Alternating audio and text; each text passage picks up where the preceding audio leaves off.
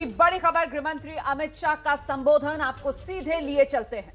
इतना बड़ा देश, इतनी विविधताओं वाला देश, ये किसी व्यक्ति के आधार पर चुनकर नहीं आना चाहिए। मल्टी पार्टी डेमोक्रेटिक सिस्टम होनी चाहिए। हर पार्टी की एक आइडियोलॉजी होनी चाहिए। आइडियोलॉजी के आधार पर उसका चुनाव घोषणा पत्र बनना चाहिए। चुनाव घोषणा पत्र लेकर जनता के बीच में जाना चाहिए। उस पर जनमत प्राप्त कर पार्टी जिसको तय करे वो पार्टी का नेता हो और उसको देश चलाने का अधिकार हो। बहुत सोच समझकर हमने फैसला किया था, मगर 60 के दशक के उत्तरार्ध में और उसके बाद मैं बिल्कुल बेधड़क तरीके से कह सकता हूं 2014 तक देश की जनता के मन में एक बहुत बड़ा सवाल आ गया था कि ये मल्टी पार्टी डेमोक्रेटिक सिस्टम, बहुपक्षीय लोकतांत्रिक संसदीय व्यवस्था सफल हो सकती है क्या। ये हमारे संविधान निर्माताओं ने जो एक कल्पना रखी थी कि राज्य कैसा होना चाहिए, शासन कैसा होना चाहिए, उसको बहुत सारी व्याख्याओं के अंदर व्याख्यायित किया जा सकता है। मगर गांधी जी ने इसके लिए राम राज्य का शब्द का प्रयोग किया था, और जिनको राम राज्य के शब्द से परहेज है वो उसको कल्याण राज्य का शब्द कहते थे। दोनों का भावार्थ एक है। 2014 तक ये कल्याण राज्य या तो राम राज्य की परिकल्पना ध्वस्त हो चुकी थी। जनता के मन में एक आशंका आ गई थी कि कहीं हमारी बहुपक्षीय लोकतांत्रिक संसदीय व्यवस्था फेल तो नहीं हो गई है, वो परिणाम नहीं दे रही है, तो आगे क्या होगा, किस प्रकार से होगा। मगर भारत की जनता का भी धैर्य बहुत बड़ा है,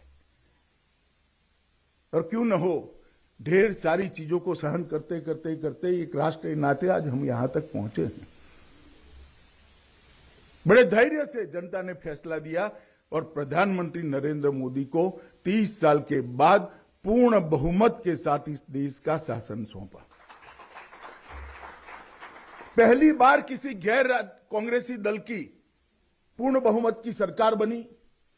एक महीने में पहली बार भारतीय जनता पार्टी को पूर्ण बहुमत मिला, और पहली बार कांग्रेस आइडियोलॉजी के बाहर के लोगों को सत्ता करने का मौका मिला स्वतंत्र रूप से। अटल जी की भी सरकारें बनी थी, 2 बार बनी।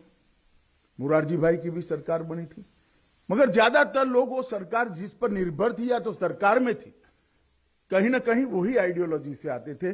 शुद्ध रूप से भारतीय जनता पार्टी की सरकार नरेंद्र मोदी जी के नेतृत्व में हुई और 7 साल से चल रही है। मगर मैं आपको थोड़ा पीछे ले जाना चाहता हूं। किसी भी व्यक्ति का आज का स्वरूप देखना है तो उसके आज के स्वरूप के आधार पर आकलन नहीं करना चाहिए। आज के जगह पहुंचने के पहले कितना बड़ा तपस्या, संघर्ष, त्याग, मेहनत कर वो वहां पहुंचा है, उसको थोड़ा देखना चाहिए। मोदी जी के संगठन के काम और संगठन के बारे में, उनकी संगठन क्षमता के बारे में मैं कोई कहना नहीं चाहता, क्योंकि ये आज का विषय भी नहीं। परंतु 2000 की साल में 2001 में भारतीय जनता पार्टी ने एक फैसला किया कि श्री नरेंद्र मोदी गुजरात के मुख्यमंत्री होंगे। भाइयों बहनों, मैं आपको एक बात कहना चाहता हूं कि शायद ही देश में कोई ऐसा सफल मुख्यमंत्री होगा जो मुख्यमंत्री बनने के पहले पंचायत का चुनाव भी न लड़ा हो, जिसको एक गांव चलाने का अनुभव भी नहीं था। और यहां बहुत सारे लोग बैठे हैं जिसको कहते हैं बहुत बड़ी बड़ी डिग्रियां, कोई ऐसी बहुत बड़ी डिग्री ही नहीं थी। नरेंद्र मोदी जी एमए है, कोई मैनेजमेंट या गवर्नेंस इस तरह विषयों से बिल्कुल अभिनग्न एक आदमी एक राज्य का मुख्यमंत्री बन गया। और उस वक्त जब ये राज्य सबसे बड़े संकट में था, एक बहुत बड़े विनाशकारी भूकंप के बाद खड़ा होने का प्रयास कर रहा था। और नरेंद्र भाई जब गुजरात राज्य के मुख्यमंत्री बने, तब उन्होंने पूरी स्थिति को समझने का, देखने का प्रयास चालू किया और उन्होंने कई सारे बदलाव लाने का भी प्रयास किया। उस वक्त कोई नहीं मानता था कि नरेंद्र भाई एक सफल मुख्यमंत्री होंगे। बहुत सारा काम उन्होंने गुजरात के अंदर किया, पारदर्शिता पर काम किया, जिसको आप रिफॉर्म कहते हैं, ये सुधार पर काम किया। मगर उनकी रिफॉर्म की व्याख्या आपकी बुकलेट में जो है वो नहीं है। जो परिस्थिति को बदल सकते हैं उसको रिफॉर्म कहते हैं।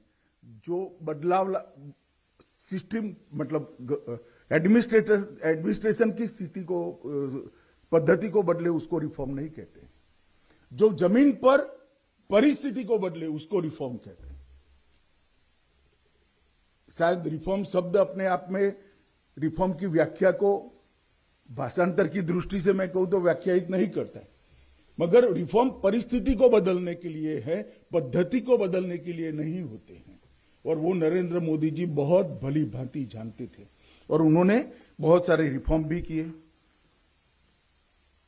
आर्थिक शिस्त लाने का भी प्रयास किया।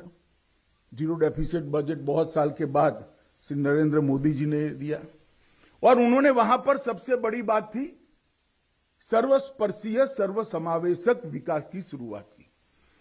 ये दो शब्द बहुत महत्वपूर्ण है। विकास की परिधि ऐसी होनी चाहिए जो सर्वसमावेशक हो और विकास की रीच ऐसी होनी चाहिए जो सर्वस्पर्शी हो।